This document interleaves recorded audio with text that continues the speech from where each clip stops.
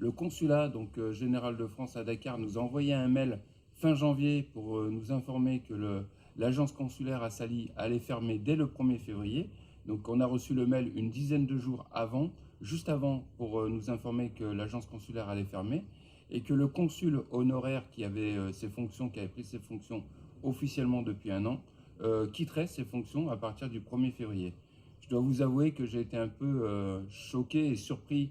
Dans cette première partie, je voudrais donc vous dire que normalement, officiellement, demain, on rentre en campagne électorale le 4 février et que le 25 février, normalement, c'est prévu le premier tour, du moins le premier tour de la présidentielle. Maintenant, ce qui se passe, c'est que depuis quelques jours, on entend des rumeurs comme quoi il y aurait peut-être, je mets bien au conditionnel, un report des élections présidentielles. C'est ce qu'on entend. Et d'ailleurs, aujourd'hui, le président de la République, Macky Sall, doit s'exprimer à midi, donc ce qui n'était pas prévu. Donc on va voir de quoi il va nous parler. Et hier, son dauphin, celui qui devait représenter la majorité présidentielle, Amadou Ba, qui est le Premier ministre, hier, normalement, il devait se rendre à la première chaîne de télévision sénégalaise pour faire son clip, je dirais, politique, qui sera diffusé sur les médias, etc. Et à la dernière minute, donc, son clip a été annulé et il a été convoqué au palais présidentiel dans les minutes qui ont suivi. Donc ça fait beaucoup de signes qui, je dirais, sous-entend qu'il y aurait peut-être un chamboulement, excusez-moi, dans le calendrier électoral. Donc on en saura plus. Quand vous regarderez la vidéo, vous aurez certainement d'autres informations complémentaires et puis on aura l'occasion d'en reparler. Quoi qu'il en soit, cette élection présidentielle est vraiment atypique et je crois que dans l'histoire du Sénégal, c'est la première fois qu'on a une élection présidentielle, je dirais, aussi ouverte et avec des paramètres, je dirais, très incertains. Donc attendons de voir et nous aviserons. Voilà, ensuite, qu'est-ce que je voulais vous dire? Le consulat général de France à Dakar nous a envoyé un mail fin janvier pour nous informer que l'agence consulaire à Sali allait fermer dès le 1er février. Donc on a reçu le mail une dizaine de jours avant, juste avant, pour nous informer que l'agence consulaire allait fermer et que le consul honoraire qui avait qui avait pris ses fonctions officiellement depuis un an, quitterait ses fonctions à partir du 1er février. Je dois vous avouer que j'ai été un peu choqué et surpris par ce courriel, parce que, bien entendu, voilà, je trouve que le laps de temps est court. Un mail pour nous dire que 10 jours après, l'agence sera fermée et que le consul honoraire n'aura plus du tout ses fonctions. Et comme toujours, aucune explication. C'est toujours opaque, hein, c'est ça que je peux reprocher aux autorités consulaires, c'est qu'on ne nous donne pas d'explication, on nous envoie des mails. Alors il y a beaucoup de gens qui ont été, je dirais, échaudés ou je dirais voilà, qui ont été un peu énervés par ce mail.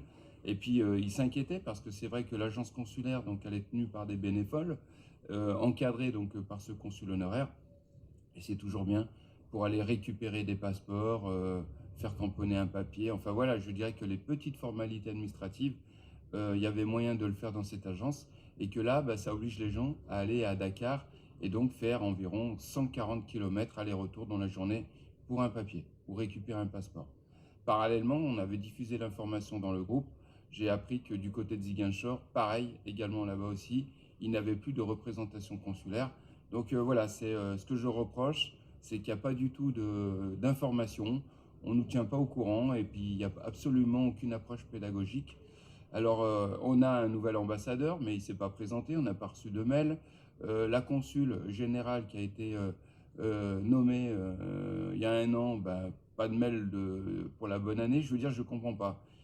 Qu'est-ce que ça leur coûte de nous envoyer un mail pour nous souhaiter une bonne année, nous dire un petit peu qu'est-ce qu'ils envisagent ou comment ils veulent orienter les choses? Non, pas d'informations, rien du tout. C'est voilà, je dirais, je comprends pas cette méthode de fonctionnement. Et notre député de la circonscription, lui, nous a souhaité ses vœux, nous a donné ses vœux le 31 janvier. Donc mieux vaut tard que jamais.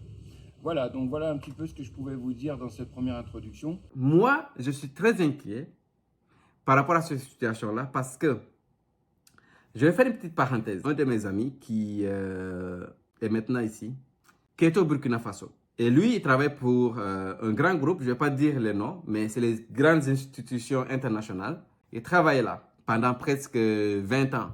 Il est au Burkina Faso pendant presque 20 ans. OK?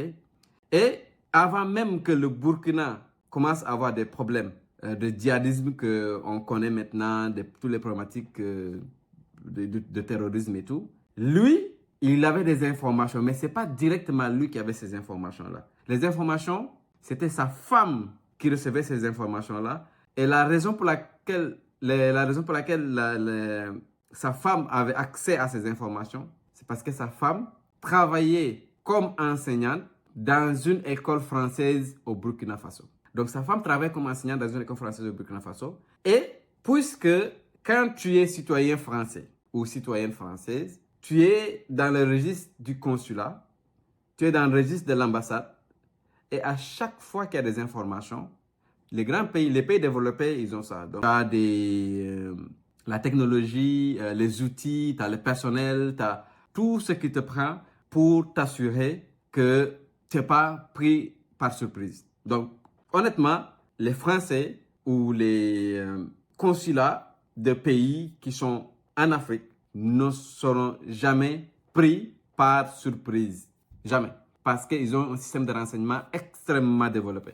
OK? Donc, la dame, ça veut dire que la femme de mon ami avait été amie avec une enseignante puisqu'elle l'enseignait dans l'école, mais elle ne recevait pas des emails. Même si elle enseignait dans cette école française-là, elle ne recevait pas les emails parce que, bien sûr, elle n'est pas citoyenne française. Mais son amie, c'est elle qui lui donnait les informations, qui lui disait, OK, la situation au Burkina, ça va être de plus en plus compliqué, voici telle chose, telle chose, telle chose. On observe une courbe de ci, de ça, donc le pays devient de plus en plus à risque. Donc les informations étaient là et des années avant de voir ce que le Burkina est devenu maintenant. Okay? Et grâce à ces informations-là que sa femme a eues, ils ont commencé à faire la procédure pour venir s'établir au Canada.